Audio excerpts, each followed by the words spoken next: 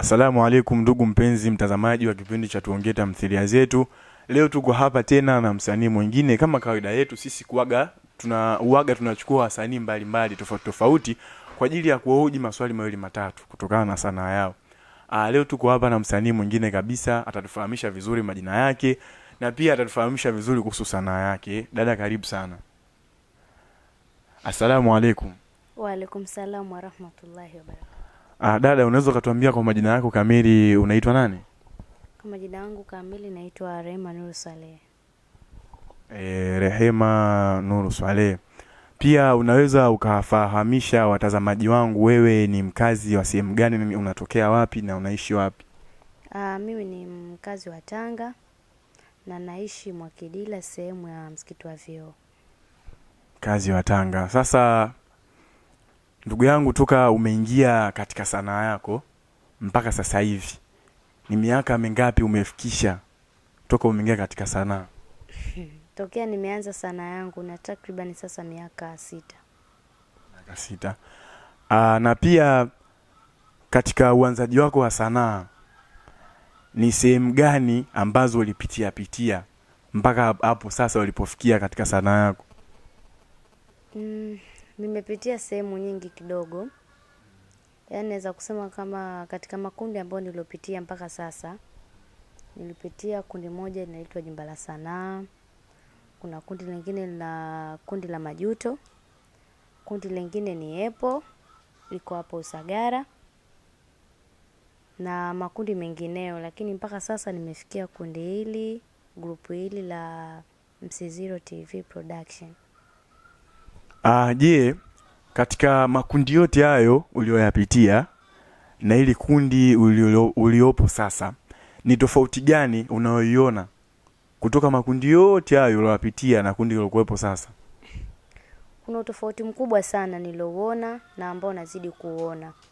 Kwa sababu katika makundi ambayo nimekutajia, ambao nimeweza kupita huko nyuma mpaka sasa, nimefikia kundi hili kwa sababu lina maendeleo.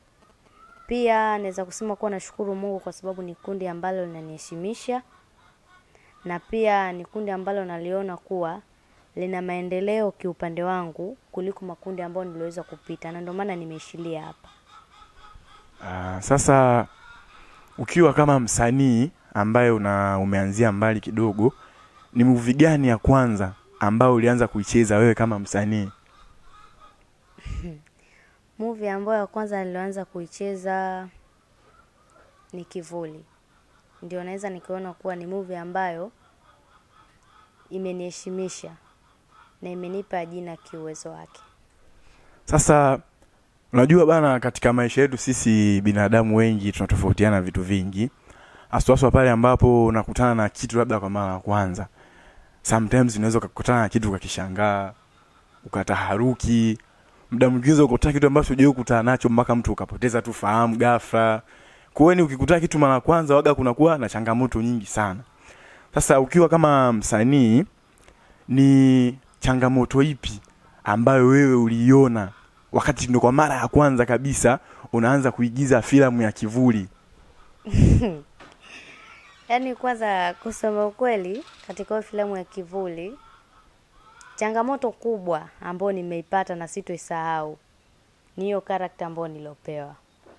Kwa kweli hiyo character ilikuwa ni ngumu sana kwangu, kwa sababu katika sanaa yangu yote kuigiza kwanza mchawi mimi sipendi. Unataka kutuambia uliigiza mchawi? Ndio, niliigiza uchawi. Sema nilikuwa sipendi, kuanzia mavazi mpaka huo uhusika wenyewe si upendi. Sasa unasema kwamba ulikuwa upendi, kwamba kuigiza mchawi kuanzia uhusika, mavazi. Je, ni kitu gani ambacho kilikushawishi wewe mpaka ikatokea tu kwamba japokuwa sipendi lakini ngoja nikifanye? Ni kitu gani ambacho kilikushawishi? Hamna kitu kingine ambacho kilinishawishi zaidi ya kwamba mimi ni msanii, na kama unavyoelewa kuwa msanii hana budi kufanya kila kitu ambacho inahitajika kufanya kwa wakati huo, kwa sababu msanii yeye ni kioo cha jamii, na msanii kama tunavyoambiwa kuwa msanii hana aibu. Kwa chochote kile anaweza akafanya kwa muda wowote ule. Hivyo ni kitu ambacho kimeniweza kwa nicheze huo husika, nivae hayo mavazi na kila kitu, kwa sababu unahitaji kuwa na jina na kuheshimika pia. Hivyo. Tunajua bana, ukisha kuwa na kitu umekianza kwa mara ya kwanza kitakuletea shida, mara ya pili, mara tatu kidogo unakuwa umezoea. Je, ulijisikia vipi, au wazungu wasema ulijifeel vipi baada ya kuona umeshuti ile filamu kwa mara ya kwanza? Yani ulijisikiaje wewe kama msanii? Kusema kweli sikutarajia, kwa sababu wakati na shoot niliona ni kitu ambacho cha kawaida, lakini kiukweli ni kitu ambacho kimenifurahisha sana, kwa sababu naonekana. Pia kuna wengine ambao hawajatarajia kuniona wameniona, na endapo nikikutana nao mara wananiita mchawi mdogo, sweetie, nachukia, lakini imefikia kipindi mpaka sasa nafurahi, kwa sababu ndo naona ni hatua ambayo naipiga sasa na inaweza ikawa kubwa zaidi.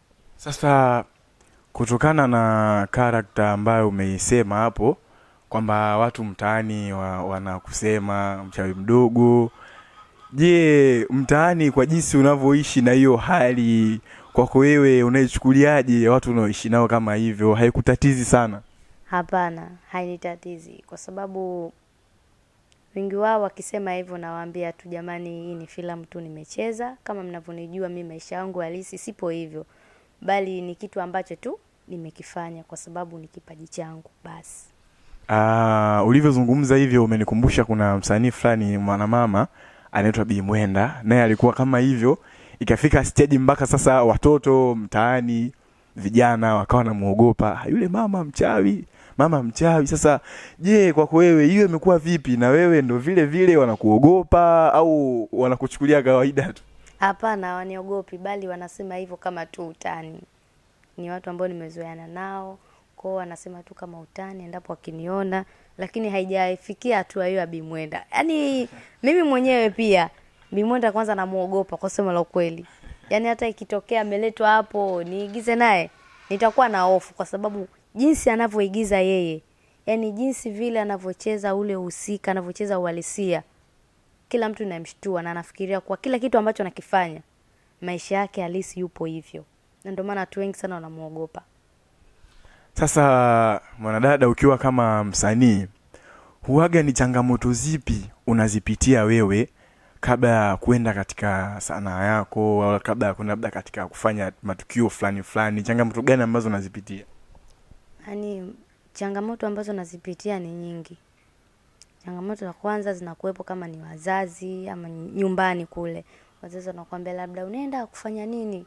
Hamna chochote ambacho wewe unakipata endapo ukienda huko, bali unaenda kupoteza muda, unaenda kukanga, ilikuwa kuna kazi za kufanya, kuna hivi na hivi.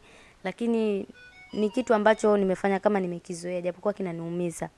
Ila nafanya hivyo kwa sababu najua kuwa najituma na kitu ambacho nakipenda, ili baadaye wale watu ambao wanafanya kuongea maneno hayo machafu kwangu, ipo siku watajua kuwa ni kitu gani ambacho ulikuwa mimi nakifanya na ni kitu kipi ambacho kimeweza kuniletea mimi heshima. Sasa kama unavyoniambia kuhusu changamoto za wazazi, je, wewe kama wewe uliweza kuwaconvince vipi wazazi mpaka ukapata ile hali na ujasiri wa kutoka ulikotoka nyumbani mpaka ukapata ile nafasi ya kwenda kushuti filamu ya Kivuli, ila hali wazazi kama wazazi walikuwa hawaoni chochote wanachokifanya, na kitu ambacho nakifanya wazazi kama wazazi walikiona hakina maana katika maisha yako? Uliweza kuconvince vipi?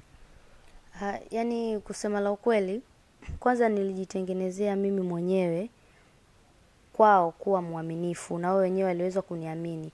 Pia niliongea nao vizuri, na kuna baadhi ya watu ambao nilikuwa nafanya nao kazi niliweka karibu sana na nyumbani.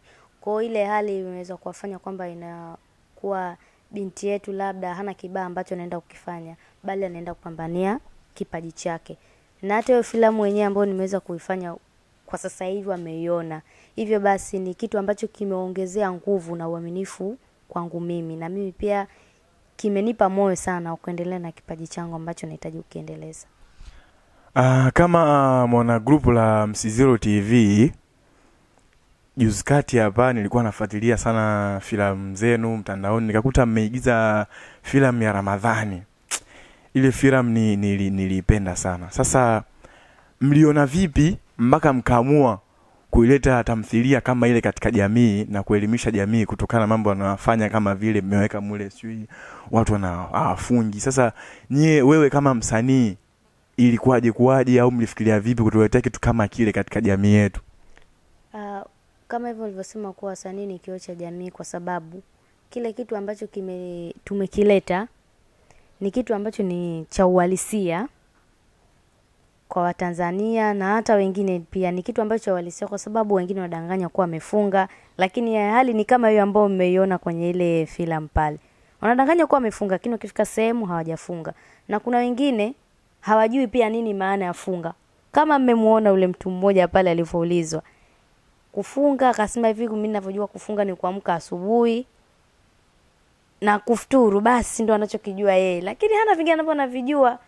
Kwa kadri ilikuwa inavyoenda, watu walizidi kueleweshana na kupata mafunzo zaidi, ndipo wakajua nini maana ya funga, wakajua dini, wakajua hivi.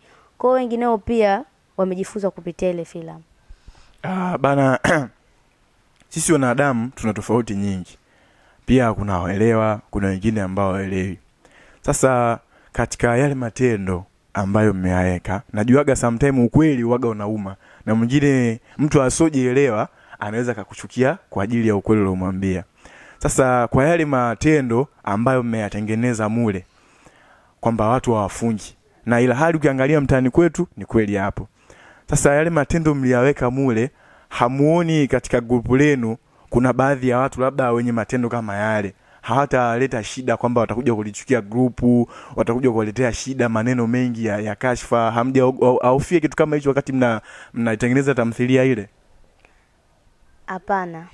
Unajua kwa sababu gani? Vitu hivyo vipo. Hakuna watu ambao unaweza kufanya kitu wote wakakusapoti. Kuna watu wengine lazima watakaa upande mwingine, na kuna wengine watakaa upande wako kwa kusapoti kwa kile kitu ambacho unakifanya. Hivyo basi changamoto hizo zipo. Kuna watakao sema vibaya kwa kitu ambacho tumekifanya, lakini kwa uhalisia zaidi kile kitu ambacho tumekifanya kwenye ile filamu ni kitu ambacho ni sahihi na kinaelimisha. Kwa hatuwazi kuhusu watu wengine wakitoa komenti zao za ovyo. Asante sana. Pia naweza nikawashukuru bana mtazamaji wangu, nawashukuru sana hawa watu kwa kutuletea elimu kubwa.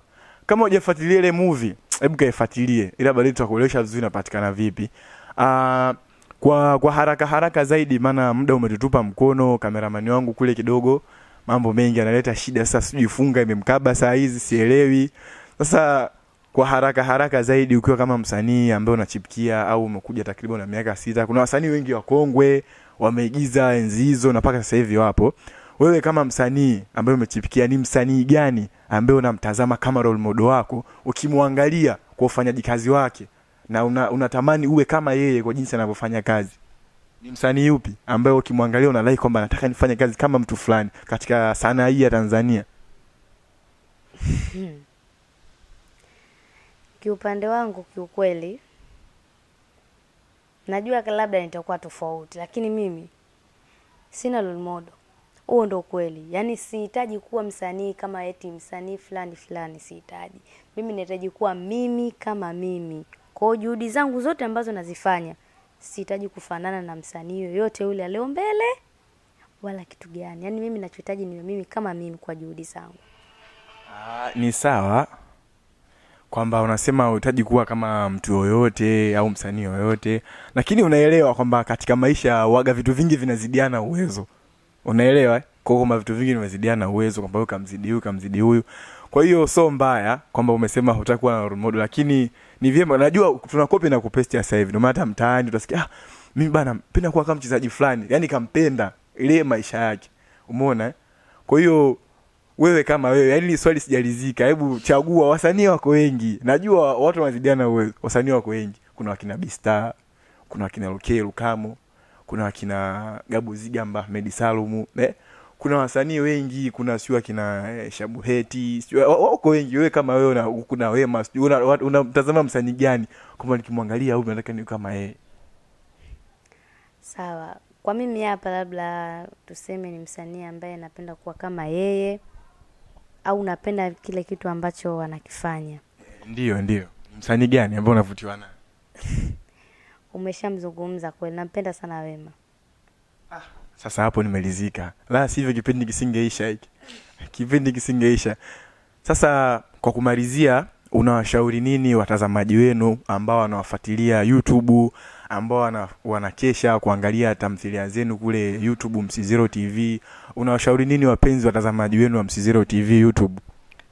Nawashauri kwamba wasichoke kutufuatilia, kwani ndio kwanza tumeanza kuwaletea vitu ambavyo ni vizuri, na tutazidi kuwaletea vitu ambavyo ni vizuri mpaka watafurahi. Hivyo basi wasichoke kutufuatilia, na pia kama wakiona kuna kitu chochote ambacho wanahitaji sisi tuongezee, labda wanakihitaji tuongezee, wamekipenda hatujakifanya, basi wanaweza kuzungumza.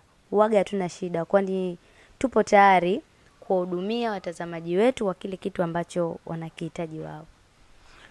Sasa kwa haraka unawashauri nini wasanii wenzio ambao wanakuja yani wanachipikia kama wewe makamo yako? Unawashauri nini? Kwa mimi nawashauri kwamba wasanii ambao ndo wameanza wasikate tamaa, na ambao pia hawajapata mafanikio au hawajapata bahati ya kushuti filamu yoyote ile, angalia kuwa wana kipaji na wanapenda, wasikate tamaa, kwa sababu sanaa haina mwisho. Muda wote ule unaweza ukawa mtu fulani, na muda wote unaweza kutimiza malengo yako endapo tu utafanya juhudi kwenye sanaa na utaipenda na utafanya kila kitu kwa ajili ya sanaa. Hivyo basi itakupa mafanikio mengi zaidi. Shukrani sana mwigizaji wetu Rehema nani? Rehema Nuru Swaleh. Rehema Nuru Swaleh kwa kuwa na sisi katika kipindi chetu. Jamani, hii sanaa hii hii sanaa unayoigiza itanifanya mimi shawishi niingie kwenye sanaa. Maana dada ninakutana nao wazuri kweli. Alafu mimi sijaoa. Dada umeolewa? Hapana, sijaolewa. Mashaallah. Jamani watazamaji wangu, nishapata jiko hapa. Sitoka nikataa hapa utanitia aibu. Unajua sasa hivi ni mwezi wa Ramadhani, uko mambo achana nayo kwa sasa. Lakini kwa hata Mungu si anaruhusu? Anaruhusu ndio. Sasa kwa unanikazia au si? Haya sawa bwana. Na nitiebu mbele za watu. Hamna sikutia aibu, ni uhalisia tunaoongea. Kwani sio wasalimu na kuaga wazuri kweli? Mnapewa nini? Uzuri ni wa kwangu, situmii chochote kile, labda hao wengine.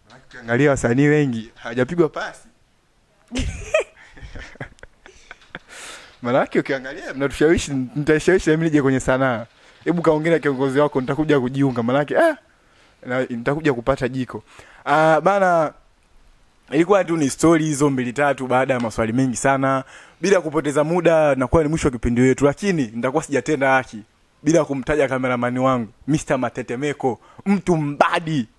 Huyu jamaa ni noma sana. Yaani usimsogelee bana wewe. Yaani ukaitwa Matetemeko, ukimsogelea atakupiga mashoti, yani ni kutetemeshwa. Huyu bwana pia Mr. Matetemeko ana YouTube yake, ana TV kule YouTube inaitwa Mr. Matetemeko TV. Yani ukiandika, mimi simuelewagi huyu mtu, sasa sijamuelewa kajikita wapi. Ana makolokolo huyu. Mr. Matetemeko utamkuta huko kwenye umeme, huko kwenye kuigiza, huko sio YouTube TV, huko kameramani, huko sasa sielewi. Siku moja hebu hata kama ni kameramani nitakuja kumuoji hapa, maana yake mimi ni mbea stalizika.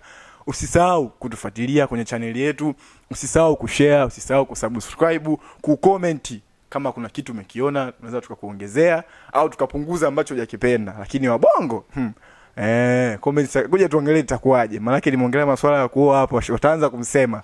Hata mniseme jamani, nitaoa mtoto kama mzuri kama usimwache. Msisahau kusubscribe, kushare, kucomment. Kwaherini, siku nyingine tutakutana tena. Cameraman wangu Mr. Matetemeko, asante sana kwa kazi yako nzuri na kukubali sana. Wage, bye bye. Tutakutana tena siku nyingine.